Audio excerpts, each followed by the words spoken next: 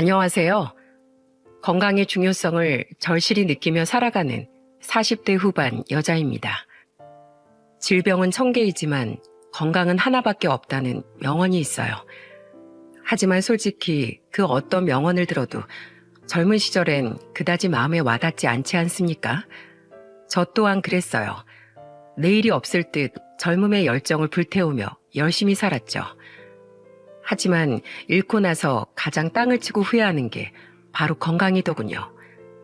그리고 육체의 몰락은 몸의 아픔뿐 아니라 믿었던 사람과 사람 사이의 관계마저 변하게 하더라고요. 저는 그때 제가 겪었던 절망감과 배신감에 대해, 그리고 그 나락에서 절 끝까지 붙잡고 지켜준 소중한 사람에 대해 이야기해보려고 합니다. 저는 소개팅에서 만난 2살 많은 남편과 조금 이른 나이에 결혼을 했어요. 나이 25에 두 눈에 단단히 콩깍지가 껴서 말이죠. 제겐 전형적인 마초 타입의 두 오빠가 있었는데, 오빠들과 달리 조금 왜소했어도 잘 웃고 사람도 서글서글했던 남편이 저는 무척이나 좋았거든요. 우리는 양가가 모두 터를 잡고 있던 경기도의 한 도시에 첫 신혼집을 구했습니다.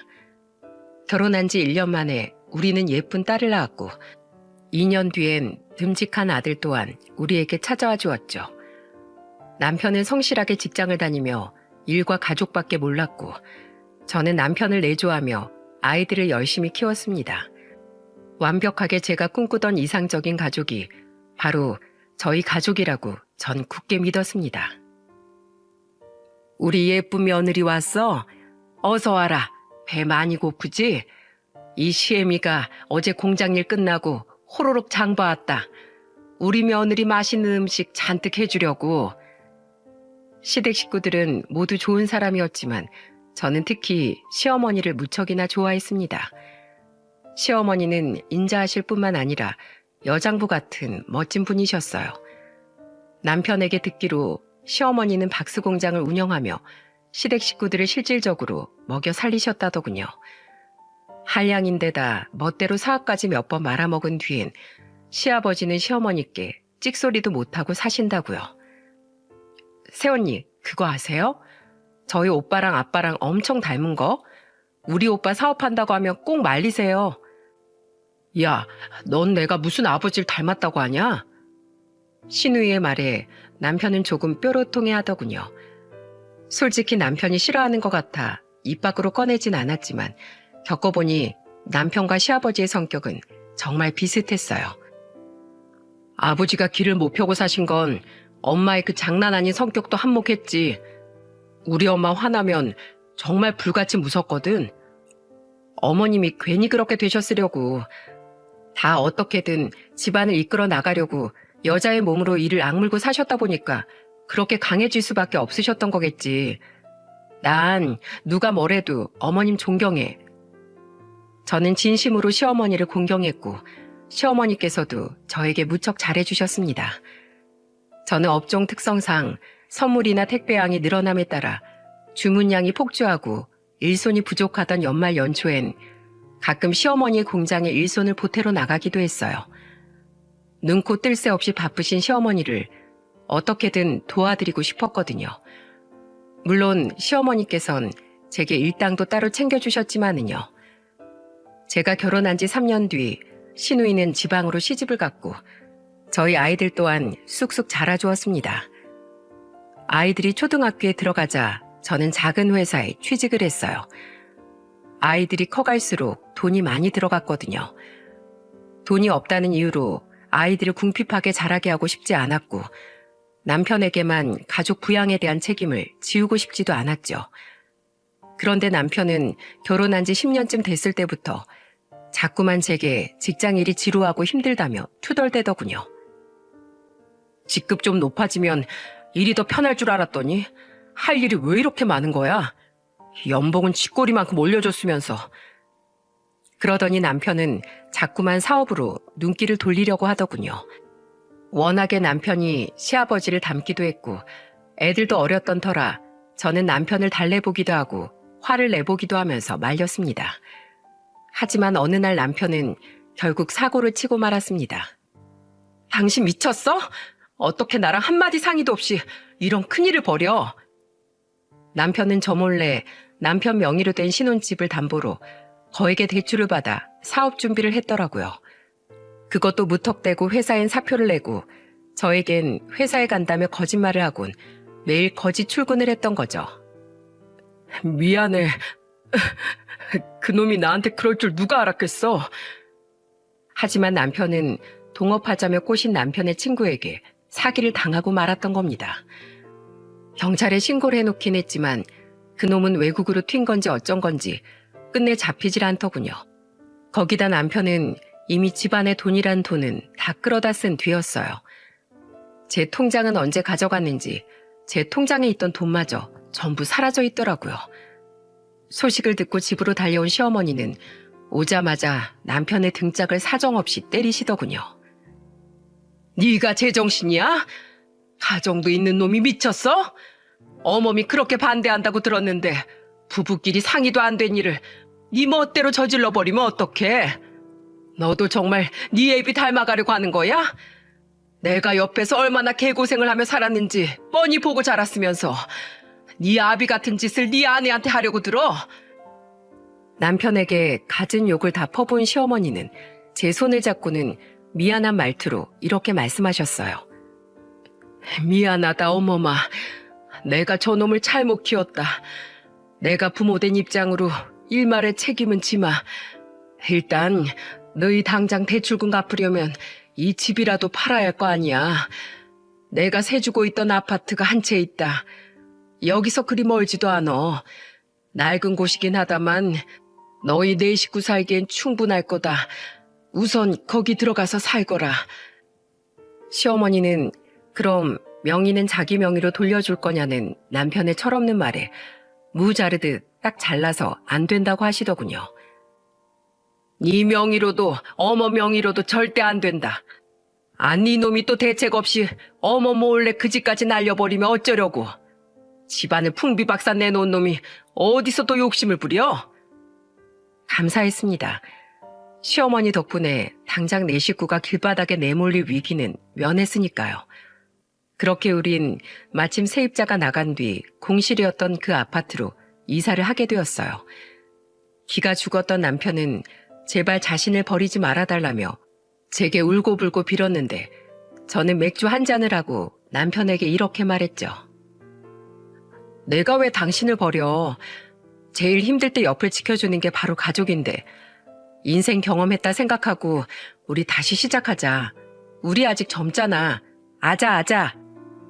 남편은 눈물을 뚝뚝 흘리며 제게 고맙다고 말하더군요.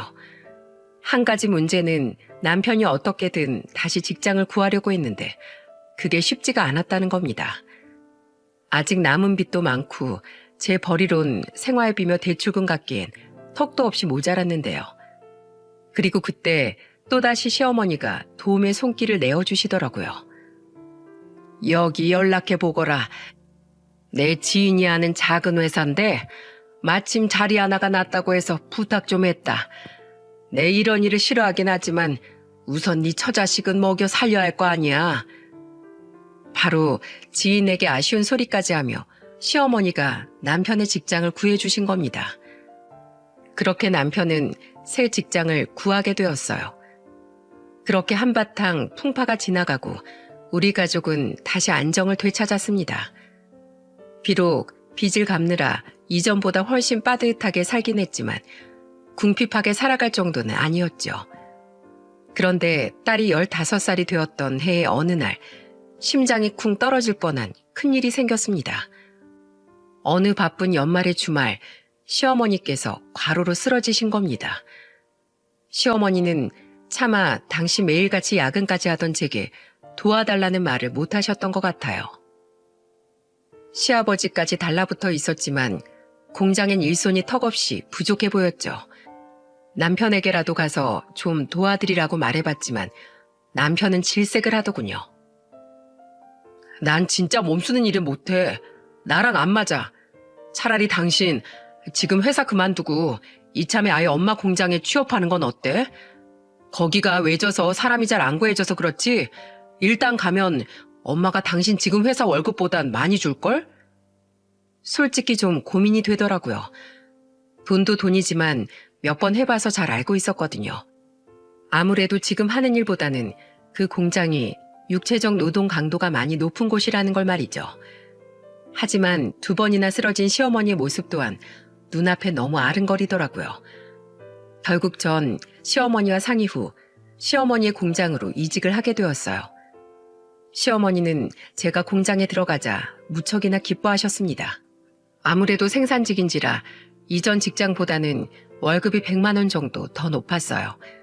거기다가 시어머니는 다른 직원들보다 제 연봉을 더 높게 책정해 주셨는데 거절하려는 제 말에 시어머니는 단호히 제 말을 막으시더군요. 어떤 직원이 너처럼 솔선해서 주말에도 나오고 연장 근무도 해주니?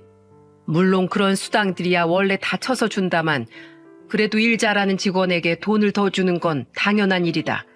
거절하지 마라.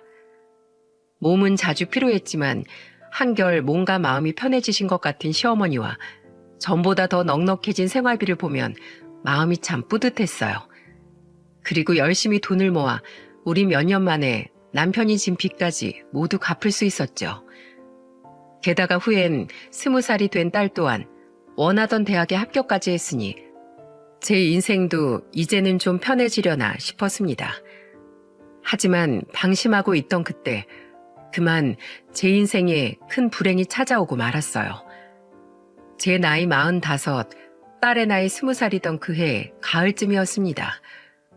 당시 직원이 한 명 그만둔 탓에 공장엔 일손이 모자랐어요. 저는 고생하시는 시어머니 곁에 남아 자처해서 거의 몇 주간 잔업을 하고 있었죠. 그런데 순간 미칠 듯한 두통이 밀려오더군요. 어머마! 눈을 떴을 때 저는 중환자실 침대에 누워있더라고요. 원인은 과로로 인한 뇌출혈이었습니다. 제가 정신을 차렸을 땐 이미 수술은 끝난 뒤였죠. 하루에 2번, 그것도 잠깐씩만 면회를 할 수 있었던 가족들은 절 볼 때마다 눈물을 터뜨렸어요. 특히 시어머니는 거의 오열을 하시더군요. 내가 널 그렇게 고생시키는 게 아니었다. 어떻게든 널 집에 들여보냈어야 했는데 내 욕심에 그만 널 이렇게 만들어버렸어. 정말 미안하다 어머마. 시간이 흘러 저는 중환자실에서 일반 병실로 옮겨졌습니다. 그리고 한 달 뒤 재활병원으로 병원을 옮겼죠. 운해에서 출혈이 일어났던 전 후유증으로 좌측 편마비를 앓아야 했습니다. 왼쪽 다리와 팔에 마비가 왔던 겁니다. 그마저도 처음엔 사지가 뜻대로 움직이지 않았는데 시간이 조금 경과됨에 따라 조금씩 몸을 움직일 수 있게 된 거예요. 그래서 2달 뒤엔 수치스러웠던 기저귀도 뗄 수 있었죠. 여보, 정말 장하다 장해. 잘하고 있어. 당신 분명 금방 나을 거야. 치료를 받으며 재활을 시작한 후 제가 지지대를 짚고 처음 몇 발자국을 걷기 시작했을 때 남편은 눈물을 흘리며 좋아했습니다. 뇌출혈 후유증은 재활운동이 굉장히 중요하다는 의사의 말에 저는 정말 열심히 노력했어요. 친정 부모님과 남편 그리고 제 아이들은 번갈아 가면서 절 간병했고 나날이 나아져가는 제 모습을 보며 희망을 가졌죠. 아이고, 이젠 이 복도를 끝까지 걷는구나.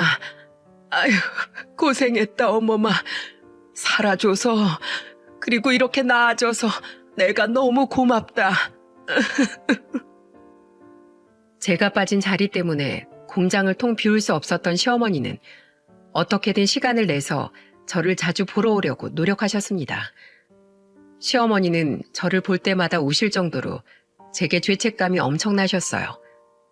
그리고 제가 5걸음에서 10걸음, 또다시 20걸음을 걸었을 때 시어머니는 감사하다며 바닥에 엎드려서 엉엉 우셨죠.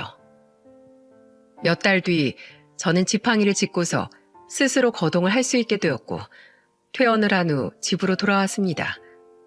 그리고 평일엔 매일같이 운동 삼아 스스로 걸어서 재활병원으로 재활을 다녔죠. 그런데 금방이라도 돌아올 것 같았던 제 몸은 어느 시점을 기점으로 더 이상 나아지질 않더라고요. 여보, 아직도 아무 감각이 없어? 재활 선생님이 아마 이 정도면 앞으로 더 좋아지긴 힘들 수도 있을 것 같다고 하더라. 그래도 포기하지 않고 더 노력해 봐야지. 나 때문에 많이 힘들지? 정말 미안하고 고마워, 여보. 제 말에 남편은 처음으로 실망한 표정을 짓더군요. 이해했습니다. 처음 재활 선생님의 말을 들었을 땐 저조차도 굉장히 실망했거든요. 저는 그렇게 차츰 불편해진 왼쪽 팔다리에 대해 익숙해지기 시작했어요. 비록 뛸 수도 빨리 걸을 수도 없었지만 지팡이를 짚고 천천히 걸을 수 있었고 어느 정도 일상생활 할 수 있게 된 데 감사함을 느꼈죠. 비록 어느 정도 가족들의 보살핌을 받긴 해야 했지만 말입니다. 그런데 남편은 그렇지 않았던 모양이더군요. 남편은 날이 갈수록 제게 냉랭해졌고 제가 모르고 반찬을 얻거나 바닥에 넘어져도 절 일절 도와주지 않고 오히려 귀찮다는 듯 인상을 썼습니다. 그래도 전 남편을 이해했어요. 한순간에 가족들의 짐이 되었으니 남편이 지치고 힘든 게 당연한 일이라고 생각했습니다. 저는 가족들에게 너무도 미안한 마음에 그럴수록 이를 악물고 더 열심히 재활을 했죠.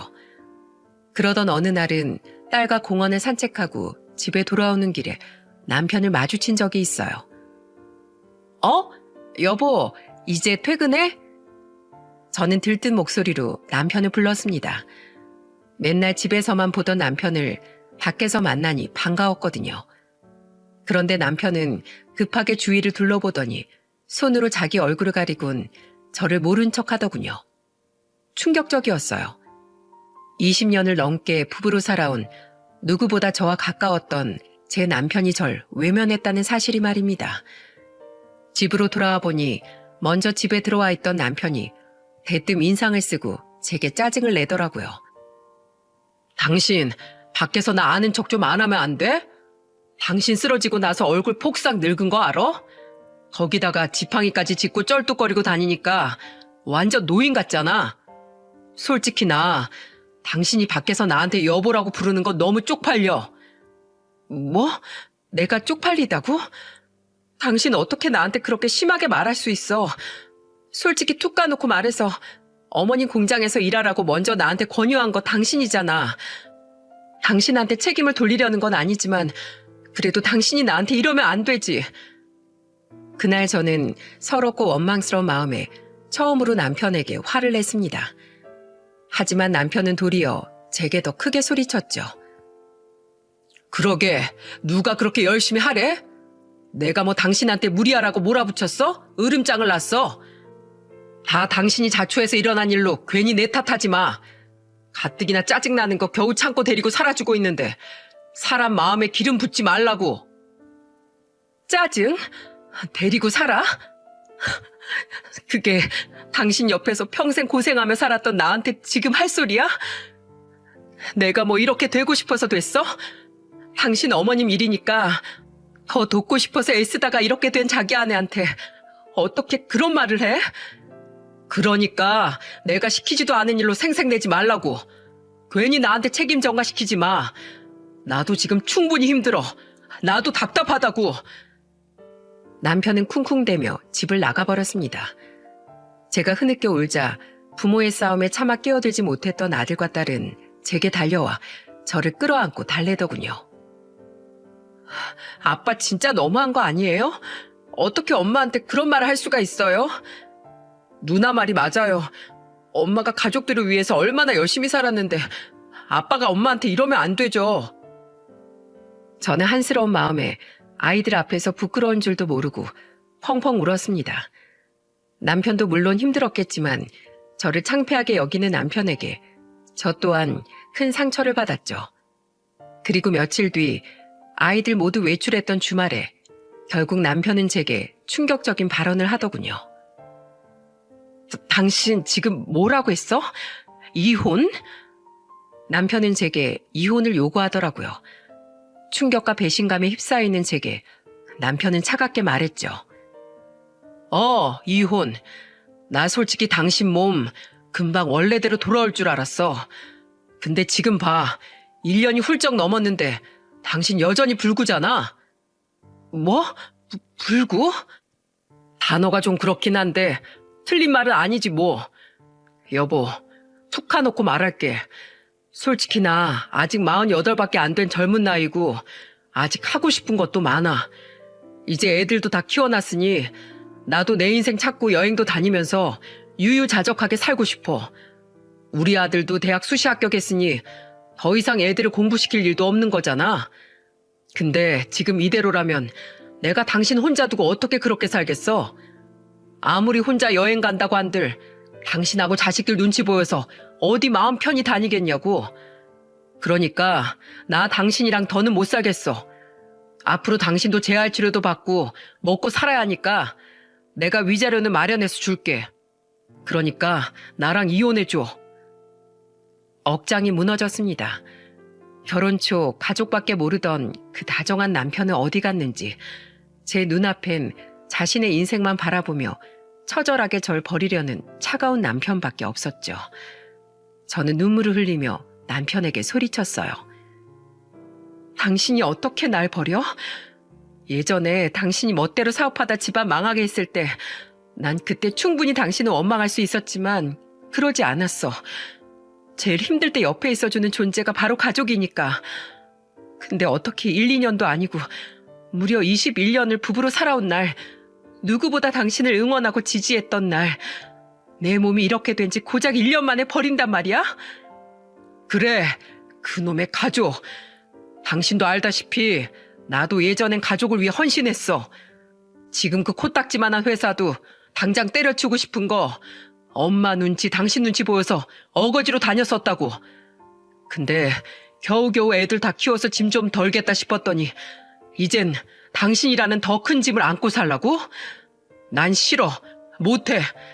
이젠 가족이 아니라 나만 생각하면서 자유롭게 살고 싶어. 그러니까 제발 이혼 좀 해달라고. 이 찰거머리야. 당신만 이랬어? 나도 이랬어. 가정과 자식들을 책임져야 했으니까. 당신 그거 유세 부릴 일 아니야. 우리 스스로가 선택해서 결혼한 거고 애들도 낳은 거잖아. 선택엔 그만한 책임이 따르는 거야. 그런데 함께 고생길을 넘나들며 살아온 나한테 짐? 찰거머리? 이 쓰레기 같은 자식아. 아! 저는 손에 쥐고 있던 지팡이를 남편에게 던져버렸어요. 꽤나 아팠는지 남편은 사납게 인상을 쓰곤 절 노려봤죠. 아프면 사람 성격이 막대 먹어진다더니 당신이 딱 그 꼴이네. 난 분명히 얘기했어. 이미 이렇게까지 말한 이상 우린 부부 사이 유지 못해. 알지? 우리 결혼은 끝났어. 이혼 소장 준비할 테니까 당신도 준비해. 남편이 집을 나가버린 후 저는 망연자실한 마음에 펑펑 울었습니다. 그동안 남편과 쌓아올린 수많은 시간 속엔 분명 의리와 믿음이 자리할 거라고 믿었어요. 아무리 힘들고 서로를 비난하는 시간이 우리 사이를 지나간다고 한들 끝까지 서로의 곁을 지키고 있을 거란 사실을 믿어 의심치 않았죠. 하지만 그건 모두 저의 착각이었던 겁니다. 그리고 그날 오후 아이들이 귀가하기 전 마침 시어머니께서 저희 집에 찾아오셨습니다. 제가 좋아하는 반찬들을 잔뜩 만들어서 말이죠. 시어머니는 퉁퉁 부은 제 눈을 보곤 깜짝 놀라시더군요. 얼굴이 왜 그래? 울었어? 무슨 일 있었니? 어머니. 저는 저를 걱정하는 시어머니의 다정한 음성에 그만 또다시 눈물을 터뜨리고 말았습니다. 그리곤 그동안의 일과 낮에 있었던 일을 시어머니께 전부 털어놓았어요. 남편과 정말로 이혼을 하게 된다면 그건 시어머니와의 이별 또한 각오해야 하는 일이었으니까요. 뭐? 이혼? 자유를 찾아? 제 이야기를 모두 들은 시어머니께선 그동안 제가 봤던 모습 중 가장 극대노한 표정으로 이를 뿌득뿌득 하시더니 어디론가 전화를 거시더군요. 너 어디야? 당장 집으로 튀어와. 뭐? 안 와? 내가 그럼 지금 너 있는 대로 어떻게든 찾아가서 개망신 한번 줘볼까? 시어머니의 전화를 받은 사람은 바로 남편이었습니다. 시어머니의 호통에 집으로 허겁지겁 달려온 남편에게선 미약한 술 냄새가 났죠. 시어머니는 남편에게 삿대질을 하며 싸늘한 목소리로 화를 내기 시작하셨어요. 내가 널 너무 오냐오냐 키웠지? 뭐? 이혼? 이기적인 놈아. 어머니 나사 하나 빠진 너 같은 놈을 여태 데리고 살아줬으면 여왕 모시듯 살아도 모자랄 판에 어디 그따 못 빼어먹은 소리를 짓거려? 어? 엄마, 왜 저한테만 그러세요? 저도 인터넷에도 검색해보고 익명 상담도 받아가면서 엄청 고민했다고요. 근데 다들 안타깝지만 자기 인생을 살라고 하던데요. 장애인인 배우자 평생 데리고 사는 거 쉬운 일 아니라고요. 근데 왜 정작 엄만 아들인 저한테 저런 짐덩이를 안고 평생 고생하며 살라고 하세요? 왜 아들인 절 고생길로 못 밀어 넣어서 안달이시냐고요. 그래도 이놈이? 시어머니는 테이블에 놓여있던 시어머니의 손가방을 들어 남편의 등을 사정없이 내려치시더라고요. 그리곤 아파서 잔뜩 움츠린 남편에게 호통을 치셨죠. 그동안 네가 어멈을 고생시킨 건 왜 생각도 못해. 무책임하고 못난 널 용서해주고 네가 진 빚 힘들게 고생하며 갚으면서도 불평 한마디 안 하던 어멈은 대체 무슨 죄였냔 말이야. 거기다가 네 애비도 심지어 아들인 너도 힘들다고 마다하는 내 공장에 네 아내를 은근히 꼬셔서 보낸 것도 바로 너 아니냐? 착한 어멈은 고생하는 나를 보고 마다도 못하고 여태 사장인 나보다 얼마나 더 열심히 일해줬는데 이렇게 천사 같은 조강지처를 여태 데리고 살았으면 이제 너도 어멈한테 은혜를 갚아야 하는 거 아니니? 부부간의 도리도 못 지키는 놈이 뭐? 자유를 찾아 떠난다고? 저 하고 싶은 건 다 하고 싶고 책임은 지기 싫어하는 게 딱 네 애비를 닮았구나. 아니, 넌 네 애비보다 더 못된 놈이야. 적어도 네 애비는 가족에게 등 돌리는 못된 인간은 아니었으니까. 남편은 시어머니의 말에 대꾸할 말이 없는지 아무 말도 못하더라고요. 그리곤 괜히 제게 험상궂은 표정을 지으며 저를 비난하기 시작했어요. 당신도 진짜 대단하다. 나랑 이혼하기 싫어서 그 셀 못 참고 우리 엄마한테 일렀어? 왜? 그 병신 몸으로 혼자 살아갈 생각하니까 무서워? 나 같았으면 평생 자식이랑 가족한테 짐밖에 안 될 그 목숨 진지게 스스로 끊어버렸을걸? 당신이 진짜 가족을 위한다면 그게 맞는 방법 아니야? 이 쓰레기 같은 자식이! 끝내 시어머니는 남편의 뺨에 손을 올리시더군요.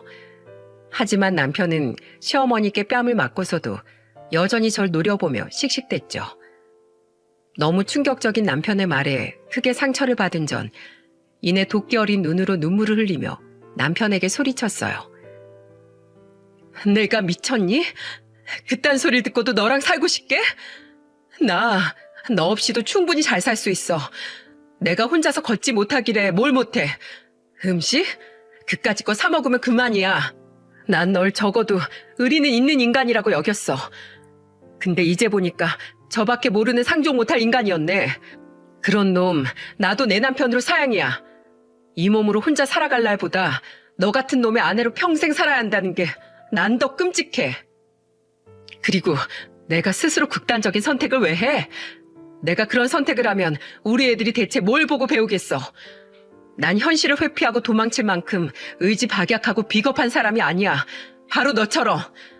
난 당신 보란 듯이 더 잘 먹고 잘 살아서 우리 애들한테 꼭 보여줄 거야.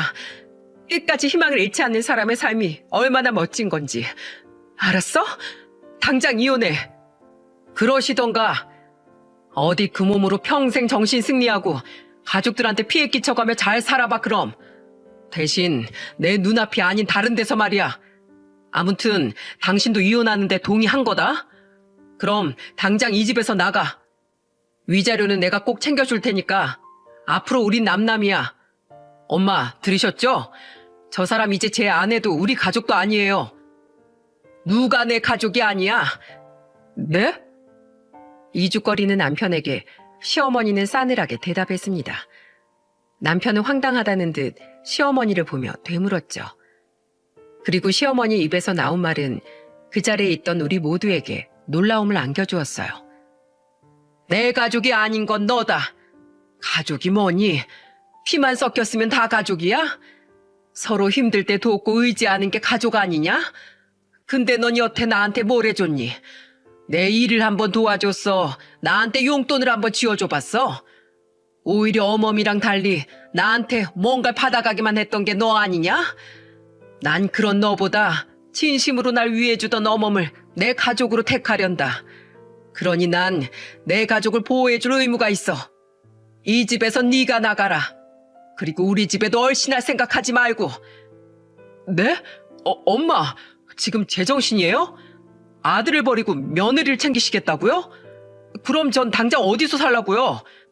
그건 너 알아서 해. 그리고 너 괜히 돈 빌리겠답시고 네 여동생한테 연락해서 피해 끼치지 말거라. 나랑 네 애비한테도 물론 마찬가지고. 너 혼자 잘 먹고 잘 살아보겠다고 어멈을 버렸으니 혼자 자급자족하면서 어디 살아봐. 아무것도 책임 안 지고 혼자 살겠다는 너에게 내가 엄마로서 해줄 건 아무것도 없다. 엄마! 남편은 당황한 표정으로 시어머니를 애타게 불렀습니다. 하지만 시어머니는 울고 있는 절 끌어안아주며 남편을 향해 이렇게 말씀하셨죠. 부를 것 없어. 일주일 주마. 네 짐 빼서 나가. 안 그럼 주거 침입죄로 신고해버릴 거다. 시어머니는 혹시 남편이 절 해코지할까봐 일주일 동안 저희 집에 머무셨습니다. 그리고 공장에 출근하실 땐 시아버지를 불러 절 지키게 하셨죠. 때문에 시어머니가 없는 틈을 타 회사까지 쉬고 절 쫓아내려던 남편은 분통이 터져 죽으려고 하더군요. 아버지까지 저 사람 편드실 거예요? 내가 네 엄마를 어떻게 이겨먹니? 그리고 이번엔 네가 잘못한 게 맞다. 사람이 아무리 막 살더라도 가족을 저버리면 안 되는 거야. 그동안 나 대신 어멈이 너희 엄마를 잘 챙겨줘서 고마웠는데 이렇게라도 내가 어멈한테 신세를 갚아야겠구나. 참, 제가 살면서 시아버지의 도움을 받을 거라곤 생각지도 못했는데 사람 인생이라는 게 알다가도 모를 일이더라고요. 이야기를 들은 딸과 아들은 아예 남편을 벌레 보듯 하며 남편에게 말도 걸지 않았습니다. 게다가 매일 저녁 시어머니에게 집을 나가라는 종용까지 받으니 남편은 거의 미쳐버리려고 하더군요. 그래도 남편이 버티고 있자 시어머니는 일주일이 지난 뒤 남편이 회사를 간 틈을 타 사람을 불러 남편의 짐을 전부 싸서 컨테이너 보관소로 보내버리셨어요. 그리고 남편이 집에 돌아와서 난리 법석을 피우자 시어머니는 이렇게 말씀하시곤 남편을 정말로 주거 침입죄로 신고하셨습니다. 내 말이 우스웠니? 난 한다며 하는 사람이야. 보관 기간은 3개월이야. 그 안에 못 찾아가면 너한테 보관비를 받든 아니면 폐기 처분해달라고 말해놨다. 이젠 네가 알아서 하렴. 그렇게 남편은 경찰에 의해 정말로 집에서 쫓겨났습니다. 그리고 그날 밤엔 다름 아닌 저희 친정 부모님이 절 찾아오셨더라고요. 이거사, 너 이혼하기로 했다며? 아니 그걸 왜 이 엄마한테 먼저 말을 안 했어? 엄마는 절 붙잡고 눈물을 쏟아내셨어요. 엄마의 눈물을 보자 저 또한 울음이 터지더군요. 미안해 엄마. 그냥 엄마가 안 그래도 내 몸 때문에 너무 속상했으니까 더 속상해하기 전에 조용히 이혼 먼저 마무리하고 말하려고 했었어. 근데 어떻게 한 거야? 네 시어머니가 저녁에 우릴 찾아왔었다. 그리고 우리에게 무릎을 꿇고 사죄를 하시더구나. 그동안 있었던 일을 다 말씀해 주시면서 자식을 잘못 키워서 죄송하다고, 자기 자식 때문에 며느린 네가 너무 상처를 많이 받은 것 같으니 부모인 우리가 가서 널 좀 감싸 안아달라고 부탁하시더라. 어떻게 그런 훌륭한 부모 밑에서 조서방 같은 놈이 나왔단 말이니? 양은아, 이 아빠랑 엄마랑 같이 우리 집으로 가자. 어차피 네 방도 너희 오빠들이 쓰던 방도 그대로 있으니 너랑 네 아이들이 지낼 곳은 충분해. 어? 걱정되고 불안해서 널 이곳에 못 두겠다. 그렇게 저는 부모님의 간곡한 부탁에 다음날 짐을 싸서 아이들과 함께 부모님의 집으로 거처를 옮겼습니다. 이사를 간다고 시어머니께 전화를 드리니 시어머니는 잘했다고 말씀을 해주시더군요. 잘했다. 너 이혼할 때 변호사는 내가 구해주마. 거절하지 마. 그래야 내 마음이 편해서 그래. 그 집은 이제 그만 팔아버려야겠다. 인규 그놈도 지금 작은 원룸구에서 들어가 살고 있다니 그 집은 더 이상 살 사람을 잃은 게 아니겠니? 나도 그 집만 생각하면 네 생각이 나서 가슴이 아파서 더는 가지고 있고 싶지도 않구나. 저는 그렇게 시어머니의 도움으로 변호사와 이혼을 준비 중이었습니다. 그런데 며칠 뒤 연락 한 번 없던 남편에게서 전화가 오더라고요. 협의 이혼 이야기를 하려나 싶어 저는 전화를 받았죠. 그런데 남편은 대뜸 제게 소리를 지르더군요. 당신 진짜 이게 뭐 하는 짓이야? 끝까지 이렇게 지저분하게 나올 거야? 내가 뭘? 다 알고 있으면서 시침 떼지 마. 당신 오빠들이 오늘 우리 회사로 찾아왔었다고. 가뜩이나 요새 대표한테 찍혀서 납작 엎드려 있던 와중에 사람을 이렇게 곤란하게 만들면 어떡해? 당신 오빠들이 찾아와서 나 쌍코피까지 터뜨리고 갔다고. 거기다가 내가 장애인 된 아내 버린 개자식이란 소문까지 회사에 다 퍼졌어. 나 이거 고소할 거야. 고소해 이 자식아. 에? 큰형님? 남편은 갑자기 들려온 제 큰오빠의 목소리에 겁먹은 목소리로 묻더군요. 당시 오빠들은 제가 걱정이 된다며 회사까지 쉬고 며칠간 친정에 내려와 있었거든요. 남편의 전화 또한 스피커폰으로 오빠들과 함께 듣고 있었죠. 큰오빠는 제 남편에게 이렇게 말했습니다. 하라고. 어차피 벌금 좀 물면 그만이야. 내 귀한 동생 눈에 피눈물 나게 한 놈 망신 준 것 치곤 싸게 먹힌 거 아니야? 넌 내가 반죽음 안 만든 것만으로도 감사한 줄 알아. 큰오빠, 작은오빠는 이후에도 돌아가며 휴대폰에 대고 쌍욕을 하더군요. 남편은 거의 울면서 다급히 전화를 끊었죠. 저는 오빠들에게 걱정스러운 목소리로 물었습니다. 거길 왜 찾아갔어? 진짜 그 인간이 고소라도 하면 어쩌려고. 괜히 나 때문에 오빠들이 피해보면 난 새언니들한테 미안해서 어떡해. 너희 큰 새언니는 자기가 직접 그놈한테 달려가겠다고 성화였어. 재수 씨도 네 걱정을 얼마나 했다고. 그리고 그렇게라도 안 했으면 내 분통이 터져서 나 먼저 화병으로 들어 누웠을 거다. 형 말이 맞아. 넌 미안할 필요 없어. 조서방 그놈 회사에서도 입지가 어떤지 알만하더라.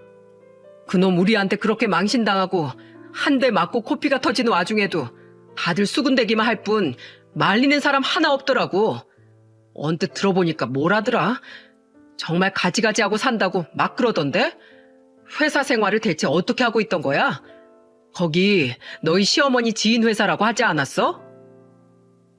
참, 알면 알수록 못난 인간이 바로 제 남편이었더군요. 게다가 또 며칠 뒤 이번엔 시어머니께서 다시 제게 전화를 주셨어요. 그리고 시어머니께선 제게 또 한 번 놀라운 이야기를 해주셨죠. 인규가 네 오빠들 고소하니 어쩌니 한 일은 신경 쓰지 말거라. 내가 아주 단단히 혼쭐을 내놨다. 네 오빠들이 회사로 찾아갔단 얘긴 지인인 그 회사 대표한테 직접 들었어. 정말 창피한 얘기다만 그놈이 회사 생활을 영 엉망으로 했나 보더라. 최근 몇 년간 일하기 싫은 티를 팍팍 내면서 자긴 대표 낙하산이라고 공공연하게 떠들고 다니다가 사내 왕따도 당했었대. 에휴, 내 지인도 내 아들이라 그동안 나한테 차마 말도 못하고 자르지도 못했던 것 같더라. 근데 그런 일까지 벌어졌으니 더 이상 그놈을 못 데리고 있을 것 같다고 하더구나. 같은 건물의 다른 회사들한테까지 회사 이미지가 너무 실추됐다고. 그리고 정말로 인규가 조강지처를 내치듯 버린 게 맞냐고 묻더라고. 사실이 아니면 억울하게 그놈을 해고시키는 거니 말이야. 그래서 내가 아무 망설임도 없이 그놈은 그런 놈이라고, 그런 몹쓸 놈 그동안 데리고 있어줘서 미안하고 고마웠다고 내 사과했지. 당장 내쫓으라면서 말이야. 그 대표한테 미안해 죽겠어. 언제 한번 가서 소고기라도 대접해야지. 시어머니는 예전 남편의 말처럼 화가 나면 정말 무서운 분이시더라고요. 시어머니는 그 대표에게 절대 그놈 실업급여 받을 수 있게 하지 말라고 그동안 나태하게 업무했던 증거까지 모두 모아 확실하게 책임을 묻고 스스로 퇴사하게 만들라고 하셨다더군요. 그렇게 남편은 집도 직장도 모두 잃고 말았죠.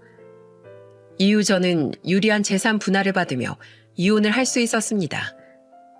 법원에서 마주친 남편은 저를 보고 울분에 차서 이러더라고요. 이제 속이 시원하냐? 모든 걸 다 빼앗고 나니까 이제 나한테 제대로 복수한 것 같아? 남편은 당장이라도 제게 달려들고 싶은 눈치였지만 제 뒤에서 누나를 부라리고 있던 오빠들 때문에 차마 가까이 다가오지 못하더군요. 저는 지팡이를 큰오빠에게 잠시 맡기고 최대한 똑바로 서서 그놈을 향해 마지막 말을 전했습니다. 내가 한 게 뭐 있다고 복수야? 난 속으로 널 저주했을지언정 내 손으로 한 건 아무것도 없어. 네가 이렇게 된 건 다 네가 자초한 일이야. 자업자득이라고. 네가 평소에 어떻게 살았으면 널 두둔해주는 사람이 하나도 없니? 어머님, 아버님도, 우리 가족도 애들도, 심지어 당신 회사 사람들까지 말이야. 하다못해 아가씨도 내게 전화해서 사과하더라. 당신이 자기 오빠인 게 창피하대. 당신 자유 좋아하지? 이게 당신이 당신의 자유로 선택한 일에 대한 결과고 대가야. 그리고 앞으로도 이번 일로 얻은 교훈에 대해 잊지 않았으면 좋겠다.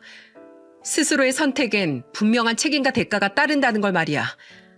난 더는 뒤돌아보지 않고 이렇게 두 다리로 곧게 서서 내 인생 당당하게 살아낼 거야. 당신이란 인간이 내 인생에 있었다는 사실은 까맣게 잊을 정도로 우리 애들이랑 행복하게, 적어도 그동안의 정을 생각해서 애들 아빠인 당신의 불행을 빌진 않을게. 잘 가. 저는 최대한 허리를 곧게 펴고 지팡이 없이 걸으며 그놈의 옆을 지나쳤어요. 그놈은 분한 표정으로 이를 악물고 눈물을 뚝뚝 흘리고 있더군요. 그게 그놈과의 마지막이었습니다. 약 2년이 흐른 지금 그놈은 받아주는 곳이 없어 지방으로 내려가 작은 공장에서 일을 하며 살고 있다더군요.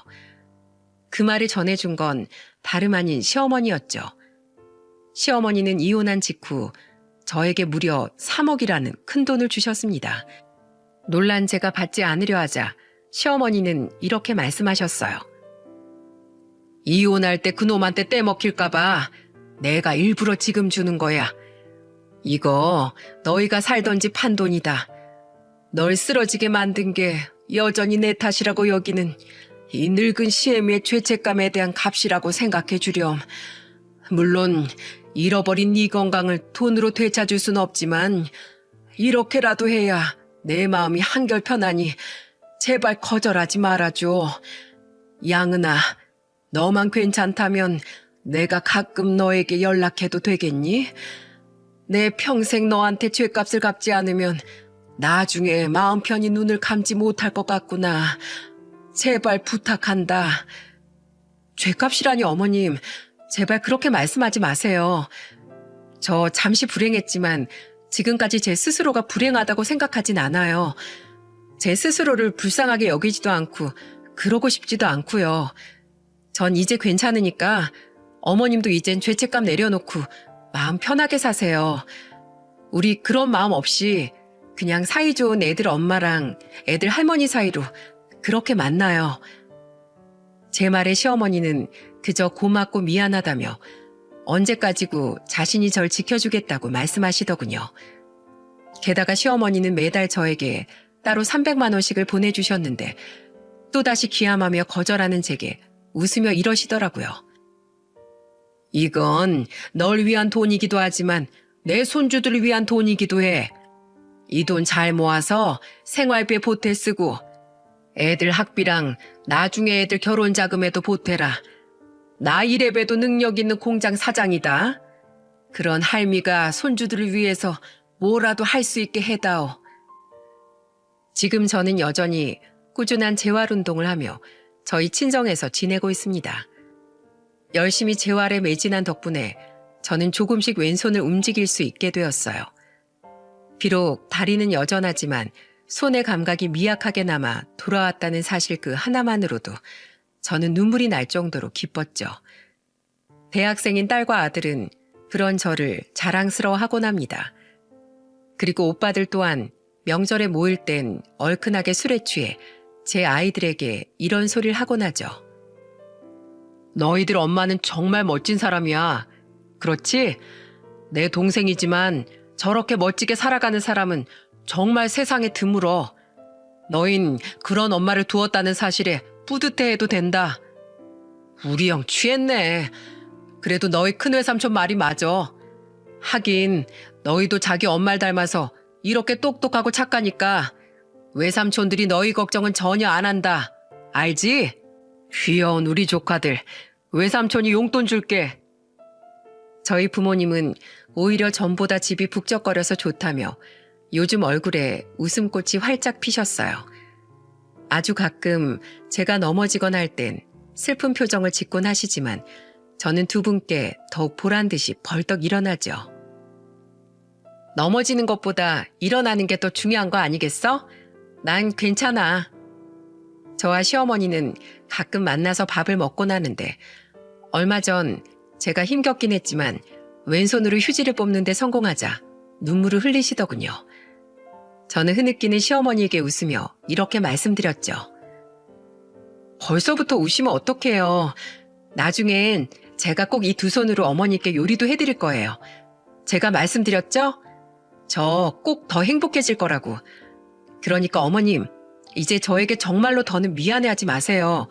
그냥 장하다고만 해주세요. 아셨죠? 저는 앞으로도 제 아이들에게 희망을 잃지 않고 꿋꿋이 사는 모습을 보여주며 살아가려고 합니다. 그래서 아이들이 언젠가 저처럼 예기치 못한 불행을 맞닥뜨렸을 때 어떻게든 희망을 찾아 긍정적으로 살아가는 법을 배웠으면 좋겠어요.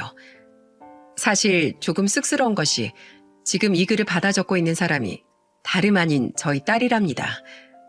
아직 제가 두 손으로 타자를 칠 만큼 왼손이 회복되지도 않았고 한 손으로 원고를 완성하기엔 시간이 너무 오래 걸릴 것 같아 딸에게 부탁을 했었거든요. 착한 저희 딸은 제가 무언가를 해보고 싶다니 오히려 기뻐하면서 흔쾌히 제 부탁을 들어주었죠. 우리 딸 참 기특하고 착하게 자랐죠? 저는 저희 시어머니께서 제게 남은 죄책감을 덜어내셨으면 하는 마음에 이렇게 사연을 보내게 되었습니다. 저는 그런 척이 아니라 정말로 희망찬 마음으로 살고 있으니 시어머니께서도 더는 저를 보며 마음 아파하지 마시라고 꼭 말씀드리고 싶네요. 그러니 여러분께서도 저희 시어머니가 위로받고 힘을 얻으실 수 있도록 부디 많은 응원을 남겨주시면 정말 감사할 것 같습니다. 모든 게 당신 탓이 아니라고, 당신은 이제 슬픔에서 벗어나 충분히 행복할 자격이 있다고 말이죠. 그럼 여기까지 제 사연을 들어주신 분들 모두 항상 건강하고 희망찬 매일이 되시길 바랄게요. 감사합니다.